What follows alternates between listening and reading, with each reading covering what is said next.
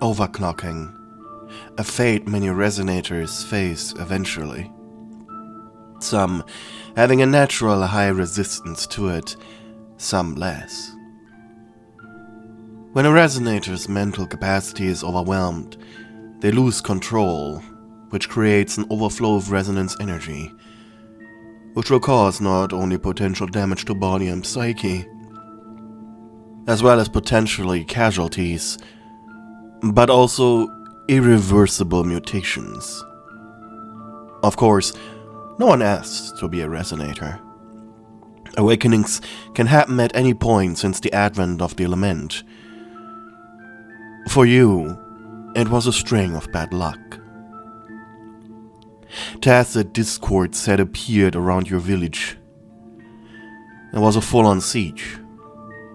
Unable to contact the outside, you and your people slowly starved. The TDs didn't enter the village, but attacked anyone who left. As a young woman, you had been given the privilege of eating the last year rations of the other children. But when even that was no longer enough, and everyone started dying around you, your awakening just occurred. Your body resonating with the encroaching tacit discords, the hunger and the chaos. Your forte manifested in a powerful chain of pure havoc. In the end, it was only you who survived. Weak, broken. The explosion attracted both tacit discords as well as anyone who saw the smoke. And you awoke 3 weeks later. Fed through a tube inside of Fushua Academy. Your body covered from head to toe in bandages. Information was only slowly extracted from the researchers. Due to the trauma you experienced, you were constantly at the verge of overclocking again, and in your weakened state, this could cause your death. Additionally, bandages had been wrapped around your entire body to hide the terrible truth from you of the state of your body. As you weren't feeling any pain, if anything, physically you felt quite lively. Especially with the sweet, nutrient, high-calorie paste that was fed to you, so you recovered quicker. Your room had all reflective surfaces either removed or covered, so you were certain whatever was wrong with you was probably quite terrible. And despite the arguably wonderful care you were experiencing, you felt restless and lonely. And worst of all, despite the scientists' best efforts and your own, symptoms of early-stage overclocking had begun appearing. While you put on a brave face, in reality you were on a downward spiral. Ever since the tacit discords had started their siege on your home, the only solace you ever got from that event was that after your awakening eliminated most of them, the resonator who saved your life got rid of the rest. As you sat in your bed, staring at your TV, occasionally blinking, Dr. Baiji entered your room. A woman as beautiful as she was intelligent. In her hand was a tablet. "For once I have good news," she commented, not looking up from her tablet. "We have studied your resonance spectrum pattern, and we have come to the conclusion that it closely aligns with Myrmecocystis mimicus, more commonly referred to as the common honeypot ant." You blinked in confusion. "Which also aligns with the mutations we have observed over your body." As she said that, you suddenly felt the urge to scratch your body, feeling as if ants suddenly appeared in your skin, or what was left of it. Her eyes finally met yours. "Personally, I have doubted the existence of insect resonators, but you're right in front of me, showing me the opposite. I'm honestly curious about how your new attributes would manifest in battle. Her cold demeanor made you sigh. Aside from that, we still haven't figured out how to prevent your overclocking. I'm simply here for your health checkup, as well as to tell you that the resonator saved you has pestering our secretary staff with wishes to talk to you. You nodded, and Baiji smacked her lips. So, after your health checkup, I will simply ask you to meet him at the reception, should you accept, that is. Otherwise, we would simply send him away. Wordlessly, you allowed Baiji to inspect your body. She was nice enough to cover your eyes during it, to avoid unnecessary agitation. Used to her clinical precision and coldness to at least give the comfort of these touches not being of a bad nature, and by now you didn't mind them at all. At least until... This is new. What's new? You asked, afraid. Her hands squeezed around your shoulders, going down to your elbows. I'd like to test a hypothesis. If you don't mind, after today, the nutritious paste we feed you will get glowing agents added to it. Okay? That sounded concerning and weird. You almost grabbed your blindfold to perhaps understand what she meant, but you weren't ready yet to be confronted with the reality of your mutation. You could feel her wrapping you up again, making you sigh, exhausted and relieved. She helped you sit down on your bed. The bandages covered your legs, arms, head, and chest, leaving only your hips and tummy exposed. Whenever you looked at yourself, however, it appeared like you always did, just maybe the skin was a little more grayish. You then got dressed. Since you were stuck here for the time being, you were given a lab uniform that had all its identifiers removed. The signal that you didn't belong to any division, yet were related to the academy. Honestly, you kinda felt neat in it. It was a little intellectual, as well as disciplined, outwardly at least. About the resonator, asked Baiji. I will see him. She smiled a cold smile. Well, perhaps this is good for you. If you feel like it isn't, please return immediately. You're led into the academy's large main hall. People in uniforms, staff, rangers, and resonators alike were walking, talking, and checking notes, while huge data panels on the walls were displaying recent finds. It was quite lively here. Ling Yang, here she is. From a chair at the side, a man stood up. Well, barely a man. He looked quite young.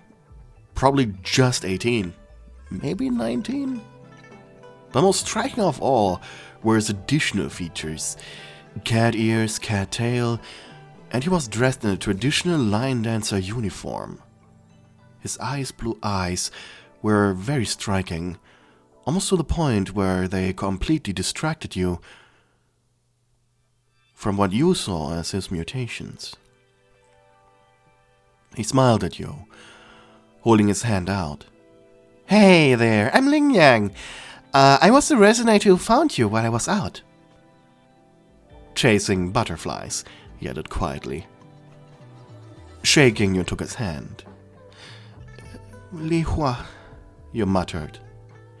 Li Hua, that's a very nice name. I was wondering how you were doing after what happened. He was strangely energetic, though considering what he was wearing, more than likely he had been given a strong dosage of real life since the incident, unlike you, who was left to wallow in pity and experimentation, unable to move on. Honestly, you weren't even fully listening to what he was saying. You were just glad you were given some input. Anyways, it's your first time in Jinzhou, right? And since you have nowhere else to go, I was wondering if you'd like a tour. You looked at Baiji, who just shrugged. As already mentioned, if it's good for you, go for it. Great! He reached for your hand, but caught himself. He scratched the back of his head awkwardly. You hushed a quick, "It's okay," before letting him take yours. Your village had been on the outer edges of Huanglong, just far enough away from any other settlement to be considered isolated. Yet deliveries and trade still happened, allowing it to sustain itself. But because of that, you had never been in Jinzhou, or any other settlement as a matter of fact. Though something felt off. This moment should have been beautiful as well as alien, but you felt a little apathetic, and Ling Yang could tell. He could tell you were smiling beneath your bandages, and yet could tell it was fake. But rather than discouraging him, it gave him wings. He wanted to see you smile today. Ling Yang would do anything to get you to smile. And once you realized that yourself, you couldn't help but think it was strangely sweet. It was late in the evening when the two of you stopped at a restaurant. Sitting down, you had eaten nothing but nutrient paste since you came here. Not wanting to overdo it, you chose Jinzhou skewers. They were the city's staple food, and every restaurant had its own interpretation of the simple skewered meal. You pulled a little at the bandages covering your lips so you could eat. The juicy chicken, combined with the skewered onions and tomatoes, was incredibly delicious, and probably the most delicious food you ever tasted, though, considering its simplicity, there was a high chance that was simply because this was the first fresh meal you had in a while. But at least now, Ling Yang got to see you smile. It relieved him, and he couldn't help but grin back at you. You were truly an interesting specimen. Some time after the meal, you sat down in the upper gardens of Jinzhou. At this time, there weren't any people around, and you got to enjoy the quiet. I hope this day was better than the last few, he said with a smile as you sat down on a bench. It was. Really. Look, I just think my mind has been screwing with my emotions. Ever since I woke up and was confronted with this new reality of my existence.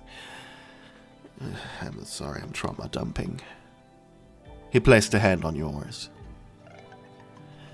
I don't even know how I look like now. I know I must have horribly mutated. Baiji said that the extent is above anything she has ever seen, and I've been so close to overclocking, they thought it's better I don't see myself just yet. Ling Yang placed a hand on your shoulder in an encouraging gesture, your heart beating just slightly faster, but this time it wasn't in a painful way. Its beats and rhythm were soft. You can show me.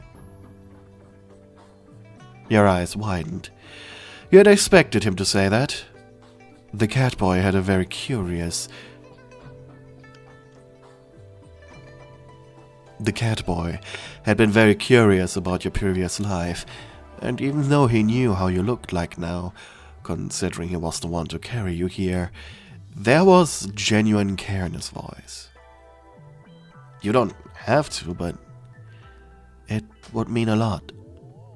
It would mean that you started moving on. With a shaking hand, you took hold of the bandages. Robotically, not even thinking about it, which was probably good. Carefully, you began unwrapping your head.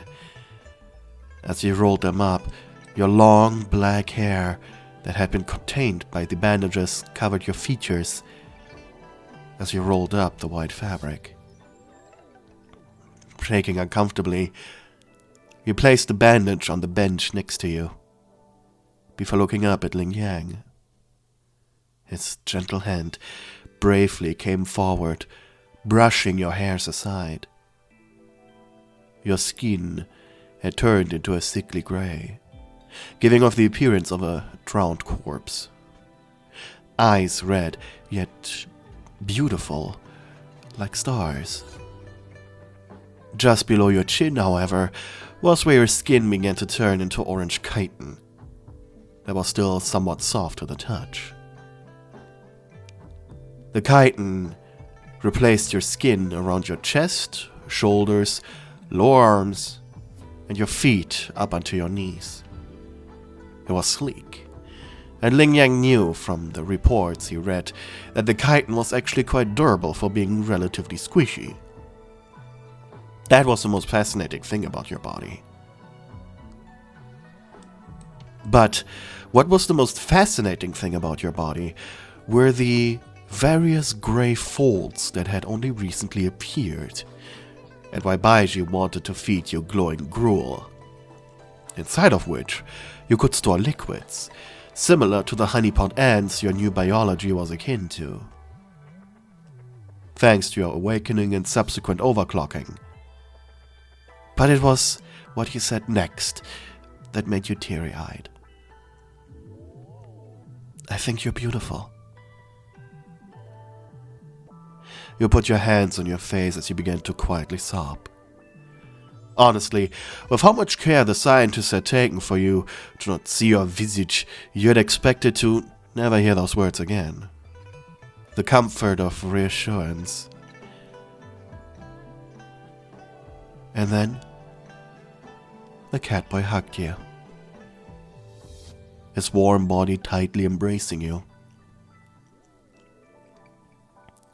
You returned his gesture, your chin placed on his shoulder.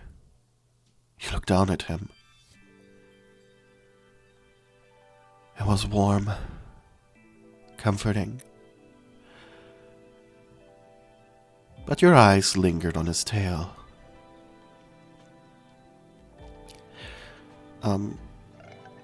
Can I pull it? For a moment, neither of you said anything, and he instantly knew what you meant. Please don't. You blinked. It doesn't hurt, but it's unpleasant. It was amusing to you that he instantly knew what you meant. Okay. You then pushed away, but your arms were still holding on to each other. He sharply inhaled through his nose as you looked into each other's eyes.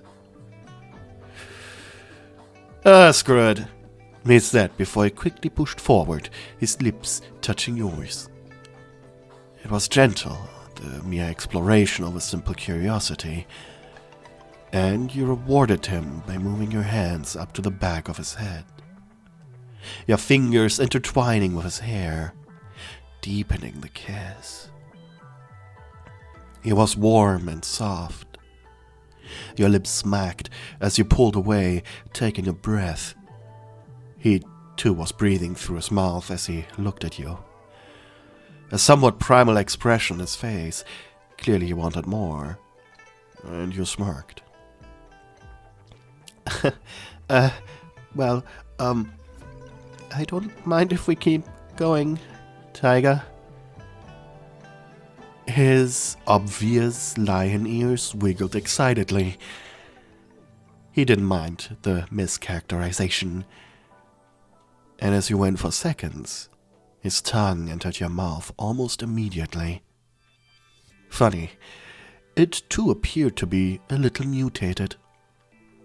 It felt a little rough on the top, maybe a little flat, but you didn't mind.